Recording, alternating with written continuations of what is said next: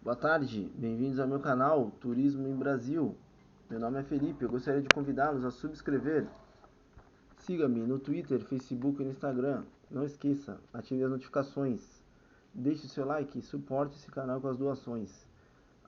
Compartilhe esse vídeo com seus amigos. Muito obrigado, fique à vontade de deixar o seu like, seu comentário, faça sua pergunta.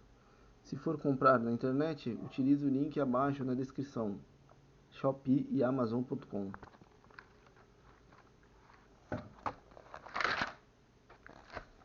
A morfossintaxe, seleção e combinação das palavras.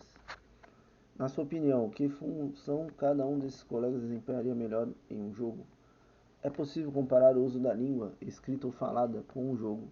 Veja por que, ao usarmos a língua, primeiramente selecionamos as palavras, substantivos, adjetivos, pronomes, verbos, advérbios, etc.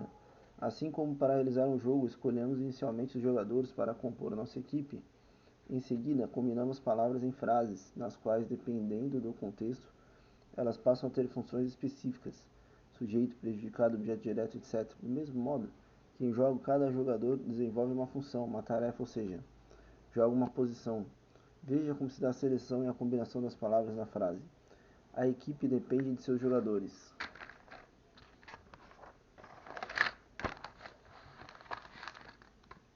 A, artigo, equipe, substantivo, verbo, depende. D, preposição, seus, pronome, jogadores, substantivos. Combinação, sujeito, predicado. A seguir é um painel de palavras que você deverá utilizar para formar frases. Primeiramente, selecione palavras e depois combine-as para formar enunciados coerentes. Se necessário, acrescente outras palavras ou faça adaptações. Artigos: o, umas, uns e umas. Substantivo: menino, garoto, mãe, avô, conselho, brinquedo, bicho, livro, biblioteca. Adjetivos: sabido, triste, bom, bonito, novo, usado, chorão, amistoso, sentimental.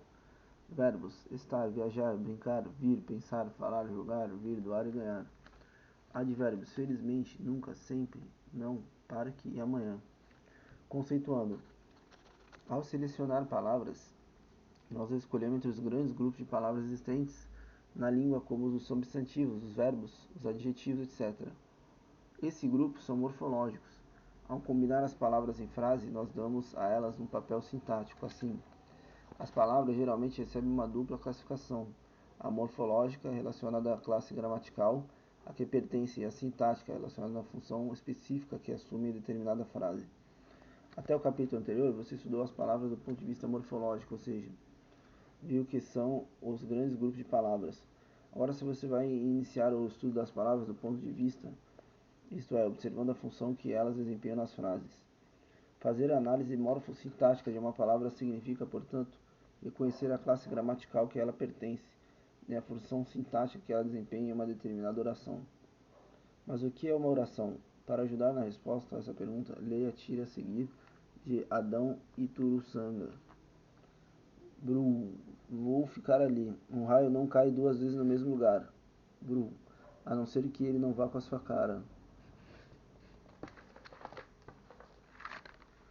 Observe que do balão número do segundo quadrinho existem duas frases delimitadas pelo ponto de exclamação. Vou ficar ali. Um raio não cai duas vezes no mesmo lugar. Essas frases também são orações, pois em cada uma delas há um verbo ou uma locução verbal. Na primeira, há a locução verbal vou ficar, que equivale a ficarei, verbo ficar, e na segunda, a forma verbal cai, verbo cair. Agora observe. Agora que o raio não vai com a sua cara, há nessa frase duas orações. Veja, acho que o raio não vai com a sua cara, a segunda oração. Como você pode observar, existem frases com uma única oração e frases com duas ou mais orações. Concluímos então.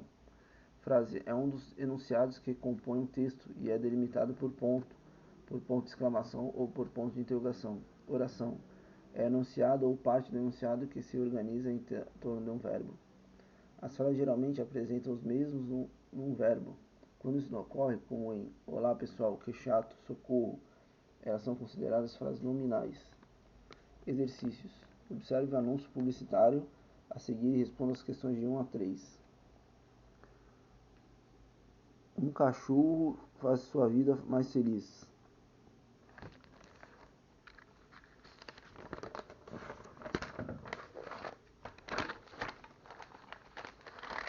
Considere o texto verbal no anúncio. Um cachorro faz sua vida mais feliz. Adote. Quantas frases há nesse texto verbal? Leia agora este enunciado. Um cachorro faz sua vida mais feliz, por isso adote. Quantas frases? Quantas orações? Quantas frases há no enunciado e quantas orações? Observe as duas imagens que se vê no anúncio. Há entre elas outra diferença, além da visual. Leia esse poema, de Milor Fernandes. Prova. Olha, entre um pingo e outro a chuva não molha. Quantas frases há no poema e quantas orações? Dê uma interpretação coerente ao poema. Sujeito predicado. Construindo o conceito. Leia esses versos de uma oração de Vanessa da Mata. Vermelho. Gostar de ver você sorrir, gostar das horas para te ver dormir. Enquanto durmo roda, em vão eu tomo tempo, o velho gasta a solidão. Em meio aos pombos da Praça da Sé, ao pôr do sol invade o chão do apartamento. Vermelhos são seus beijos, que meigos são seus olhos. Ver que tudo pode retroceder, que aquele velho pode ser eu.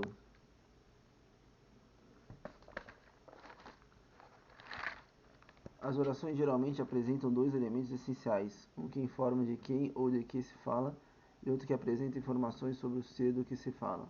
O primeiro é chamado de sujeito e o segundo é chamado de predicado. Na oração, o pôr do sol invade o chão do apartamento. A respeito de que se fala alguma coisa? Que parte dessa oração informa algo sobre esse ser? O sujeito apresenta como núcleo palavra significativa mais importante, um substantivo, um pronome ou palavra substantivada. Já o predicado sempre apresenta verbo que geralmente é o seu núcleo. Em o pôr do sol invade o chão do apartamento. Qual é o núcleo do sujeito? Qual é o núcleo do predicado? Conceituando, as orações normalmente possuem dois elementos ou dois termos essenciais. O sujeito e o predicado, que em geral concordam entre si. Veja, seus beijos são vermelhos, sujeito e predicado. Observe que o verbo está no plural, uma vez que o sujeito e seus beijos está no plural. Enquanto o sujeito é a parte da oração que informa de quem ou de que se diz alguma coisa, o predicado é a parte que dá informações sobre o ser que o sujeito se refere. Assim concluímos. Sujeito é o termo da oração, que informa de quem ou de que se fala, com o qual o verbo geralmente concorda. Predicado é o termo da oração que, geralmente apresenta um verbo, está em concordância com o sujeito, contém uma informação a respeito do sujeito. Morfossintaxe do sujeito. O sujeito pode apresentar como núcleo um substantivo. Seus beijos são vermelhos. Um pronome, eu gosto de você. Uma palavra substantivada, amar é fácil.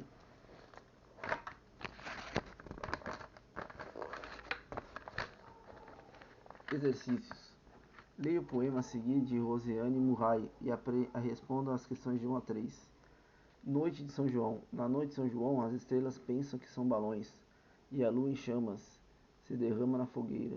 Uma a uma, as bandeirinhas vão fundindo dos quadros do Volpe e enfeitando a cidade, de todas as cores e assombros. Tem forró e casamento na roça, tem documento assinado pelo rei. Moça bonita de vestido de chita, canjica, pé de moleque quentão. Na noite de São João, ninguém fica triste, ninguém fica sozinho, e a festa só acaba quando o sol volta, do Japão. Identifica o sujeito predicado das seguintes orações do poema. E a lua em chamas se derrama na fogueira. Uma a uma as bandeirinhas vão fugindo dos quadros do Volpe. Na noite de São João ninguém fica triste. O sol volta do Japão. As bandeirinhas vão enfeitando a cidade de todas as cores e assombros. Nos versos 12 a 18 no poema,